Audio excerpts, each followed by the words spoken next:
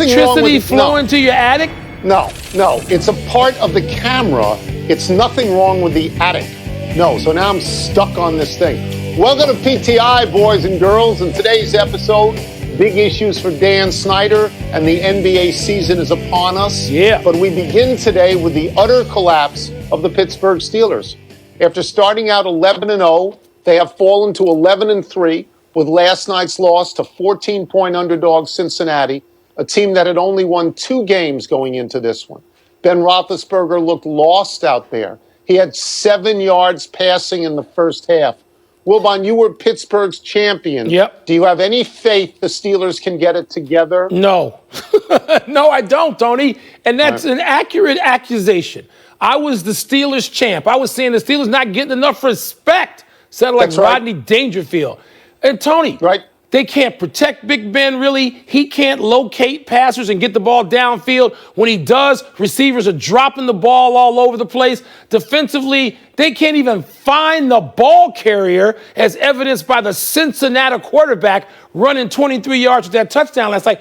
They look pathetic in all ways. And the only thing I think they got going for them, which gives me a little bit of faith, is that Mike Tomlin, he steps out there and he accepts this. He owns it and says, we stink. We got to get better in all the following ways. We're going to go to work. That's all we can do is go to work. And so I like that about Mike Tomlin. I know how much you love Tomlin. But, Tony, how can you have faith right now? You can't unless you're just some Steeler loyalist. It's an odd circumstance. Ben Roethlisberger, the last couple of games, looks like a shot fighter. He looks like, we're in round 6 and suddenly he has absolutely nothing. He and Cam Newton this year look like they fell off the table. He can't go deep with the ball. He's inaccurate, as you say. They have no run game whatsoever. So a defense just lays back and waits for him to try to throw. You ask yourself, I ask myself, how did they get to 11-0? How did they beat, and I believe they beat Tennessee and Baltimore in succession. They were a really good team, and now they look terrible, like they forgot how to play. Well, don't you feel that way? Yes, I do. They did have some health issues. And look, coaches have always, come on, you and I covered a lot of sports over the last 100 years between us. And coaches talk about sometimes when you win, Joe Gibbs used to say this to us all the time. Sometimes you win and it covers up what you're backsliding with, right? Yeah, and you don't really pay as much attention as you should in those weeks. Tony, how about this? How about 2nd and 1 and 3rd and 1, the Steelers can't get a yard? And then on, 3rd and short, they can't stop Cincinnati, which is dreadful going into last night's game. So if they had lost another game to a real team, a playoff-bound team, you could make some excuses, but they got kicked by a dog. Yeah, Buffalo is the one loss that you could say Buffalo's a really good team. At the beginning of the year, Mike, I thought Chase Claypool was going to be Rookie of the Year. I thought him and Juju Smith-Schuster, whatever. Yeah, Smith-Schuster, that they were unstoppable, but everybody's got film, and they are stoppable. Their next 2 games are hard, Mike. Yeah. They got the Colts and the Browns. These are 10-win teams. I don't want to overreact. You always say don't overreact, but I think they should be desperate to win one of those games. And I'll tell you what I woke up thinking this morning, that if you're looking for a landing spot for Carson Wentz, it could be Pittsburgh. He could keep Pennsylvania. He could keep it. He could keep it. Go from Eastern to Western Pennsylvania. All right, enough about this. It's a ball night, Tony, the first one. The NBA tips off its new season in about 85 minutes. In the early game, Steph Curry and the Clayless Warriors travel to Brooklyn to take on their old teammate Kevin Durant and the new look, formerly Mr. Tony Nets. In the later matchup, LeBron and the defending champion Lakers host the rival Clippers under their new coach, Ty Lue. Tone, which of these 4 teams playing tonight is the most compelling to you?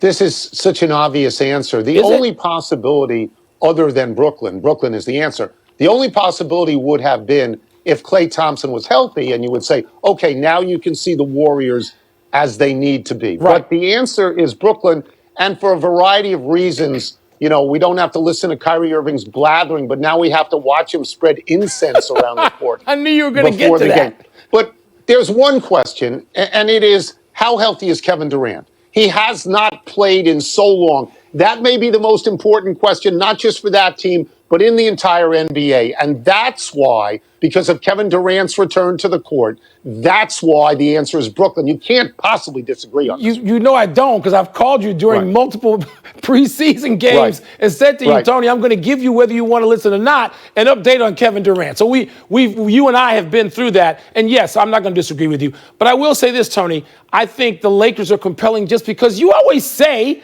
the most important figure since Kobe Bryant in the NBA is LeBron. Sure, okay, it's LeBron. So you can say the Lakers, and I think they're improved.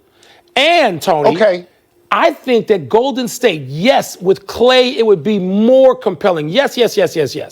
But even without him, to see if they can go back to playing sort of a traditional style with a young 7-foot center who has got obvious talent oozing from him, but maybe not ready to contribute at a meaningful level yet. And yes, you have two holdover future Hall of Famers on that team with Steph and Draymond. So I believe that Golden State is as well. You got Draymond Green in the Hall of Fame? I just go, whoa. You have Draymond Green in the Hall of Fame? You do? Hell Absolutely. Yeah. Draymond Green's going to the Hall of Fame. You are talking with those other teams, and you can include the Clippers. Right. The Clippers and the Lakers are essentially what they were a couple of months ago. They've added stuff at the fringes or lost stuff at the fringes. Okay. But you're talking long term. Short term, the answer is Brooklyn. Because you have to see about Kevin Durant. That's right. You have to see about Kyrie Irving. You have to wonder, will Kyrie Irving let Steve Nash coach? Will they give up on this James Harden thing because they realize they're actually significantly better without James Harden? Yeah. Can you buy greatness overnight, which is what they have tried to do? And it all hinges on how much of 100% Kevin Durant approaches and when. We agree on that. You're not going back to root for your old team. You're not going to root for the Nets, who you loved, who had your favorite player ever, Julius the Dr. Irving. You're not going to root for them. Where did they play them? Wait. Where did they play them? They played in Nassau County. Thank you very much. That's minor. That's minuscule. Not to me. You're asking me. The Washington Post is reporting today that owner Dan Snyder paid a former employee $1.6 million in 2009 to ward off public accusations of sexual misconduct from an incident on a private plane. The agreement was confidential. No details of the alleged incident have been made public. This is the first example of sexual misconduct tied directly to Snyder. Other incidents have been around Snyder, but not at him. Wilbon, does this change things for Snyder's ownership position? Maybe. Tony, again, keywords here are alleged and tied to. And as you said, and you and I have talked about this a million times, having covered the Washington football team all of our adult lives, essentially, at some point, we've talked about how none of these alleged incidents are tied directly to Snyder. That's the phrase. That's what makes a difference. Because that's what makes an investigation, and other owners who were turning up the heat anyway, some of them, that's what makes it more serious. But we don't know that yet. And Tony, we're not going to try to get ahead of this story. We are going to wait and see what happens with this story. That's why I said could be. I don't think you disagree with that, do you?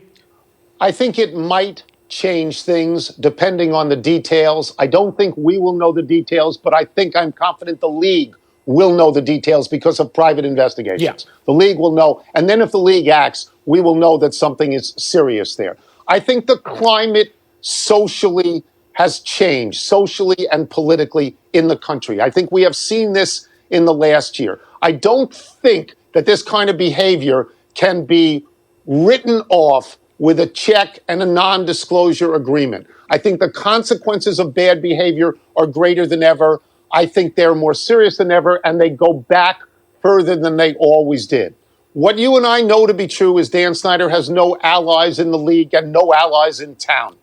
And all of these things that he has done recently, including changing the name of the team, hiring a woman to run broadcasting, hiring a black man to run the team, and pledging to get rid of the sexist culture, running away from the acts previous of culture. Desperation. Yeah. Even if they are good things, and we would agree they are good things. Yes, we do. The context of his ownership makes them look different. So this is one time, and I never thought this before, this is one time where I think it is possible the league would force him out. We agree on that. And quickly, we need to transition to something. When you look at the nature of the Washington Football Club and the culture which we're talking about, and the young, previously starting quarterback of the team is reported to have violated all kinds of protocol and been maskless at a strip club. Yeah. Well, I mean, what does it say about him? He'd already been benched. He'd already not shown up for a game, even though he should have had his butt there in uniform while he was sick, just in case. What is he thinking? I mean, what can? Okay, so it's Sunday night after they lose to Seattle. So he's apparently celebrating the loss in a style that he wanted to celebrate, and he took accountability for it today, and he apologized. Not and the good team enough. said they were not planning on releasing him. You know what?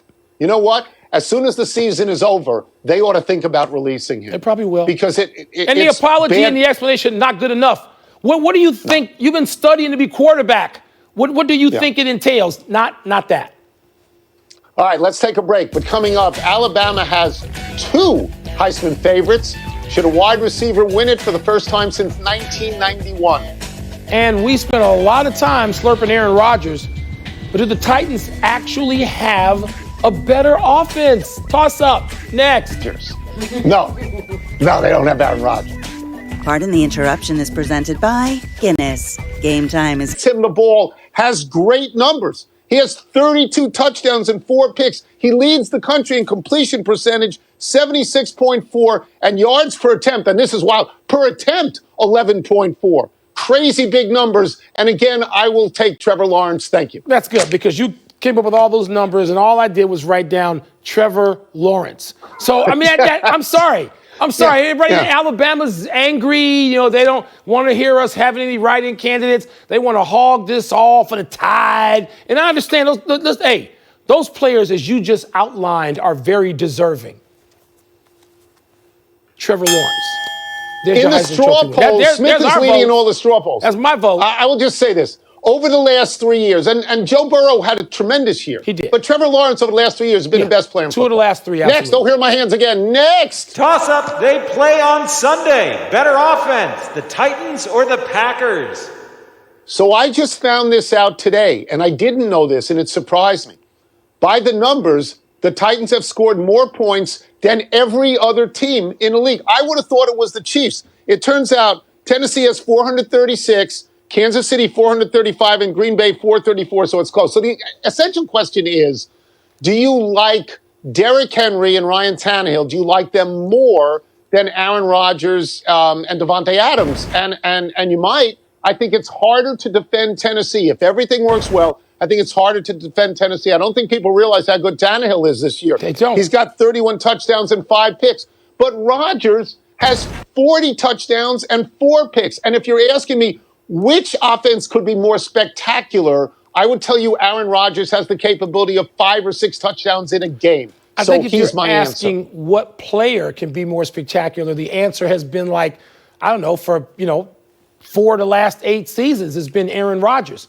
So I'm not going to dispute that to you. You know, for a Packer to be my favorite quarterback in the league and one of my favorite quarterbacks of all time, he's got to be spectacular. Aaron Rodgers is that. Yeah. But you ask about the offense. How can Derrick Henry, with his 1,679 yards and a chance at 2,000, how can he not remind you of Jim Brown? Remind you. Oh, he does. In terms of the speed and the power. And A.J. Brown now goes around stiff-arming people, not as good as Derrick Henry. But these guys drop you like they're Mike Tyson in addition to being a football player. And Tannehill, as you say, Tone, I'm going to go with Tennessee. Because, it's thunder and lightning. Yeah, it really is. I'm going to stick with Aaron Rodgers, but, maybe you're right. That's it. Let's take one last break. Still to come was Bo Pelini. Yes, Bo Pelini responsible for LSU's struggles this season. Bo Pelini. Fine. Well, if it is, you wouldn't be playing like this. So, no, I don't think this is fixable because the only thing that would fix it is time to heal, and that, unfortunately, can't happen until the offseason. Now, Mike Tomlin says he's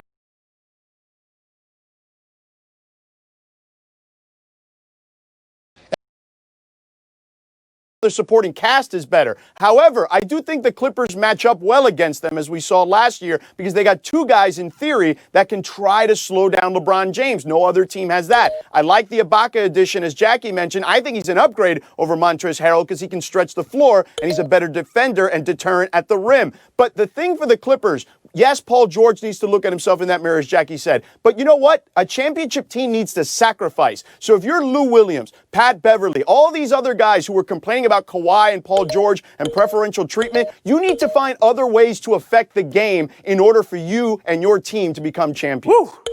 All right, so I've heard from Sedano and I've heard from McMahon. There is a but there, though. They're calling the Lakers the best, but they still believe in the Clippers after everything we've seen. Woody Page, I turn to you now. Well, Jackie, I have great respect for you as a Hall of Famer. George, not so much. I don't think you're going to be in the Hall of Fame. But for both of you to just tell me that the Clippers are in the same class with the Lakers added, not only did they add Gasol that you were talking about, but to get Schroeder, to get Matthews, and to do what they did during the offseason, they've not only extended their bench, but they've improved the quality around the basket with those guys. You talk about the Clippers, they went out and got a new coach, but really, is that going to make a difference in this series? I don't think so. The Lakers should be far and away the number one choice in the Western Conference. And Emily Kaplan. I think that the Clippers have this secret weapon, and that is weaponizing the uncertainty about Kawhi Leonard's future. I loved the way that Kawhi Leonard spoke yesterday when he was completely candid. It's like, you know what? I probably am going to decline my player option in a year if I'm healthy. And, the reason he signed a short-term deal with his team is he wanted to keep them uncomfortable. He wanted to keep them on their toes. And that's important for Ty Lue. I hope he leans into that as he creates a whole new offense around him. And I hope this team leans into this us against the world mentality, because let's face it, all of us have been dragging them through the mud since their stinky bubble performance. And they're still a damn good team that won 49 to 72 games last year. A lot of Clipper love from this panel continues to be. We'll talk about the other game now tonight. Brooklyn got the glimpse of Kevin Durant in exhibition, and he looked good. This team also has, checks notes, Kyrie Irving, burning sage. NBA GMs predicting Brooklyn will finish second in the East behind Milwaukee. Where are your expectations, Emily Kaplan?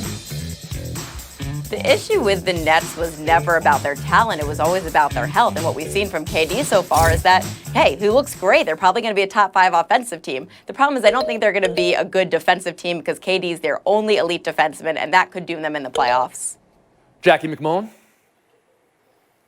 Now, Brooklyn's an interesting team. They could compete with the 1-2 punch of AD and LeBron if they can stay healthy all through the year. Now, Kyrie Irving, as in his career, has averaged about 53 games a season. He just hasn't been able to play that full 82. If he can, maybe that works. But, Milwaukee's fantastic. They have the reigning MVP. They added Jrue Holiday. I'm not going to dismiss them completely.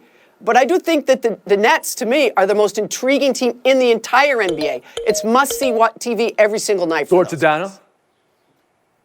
Tony, to me, the Milwaukee Bucks are going to be the best team in the regular season, except this is the thing. In the playoffs, we know they're not built to win. As long as Giannis Antetokounmpo can't hit a jump shot, with consistency, they're not capable of winning. You like Brooklyn over Milwaukee?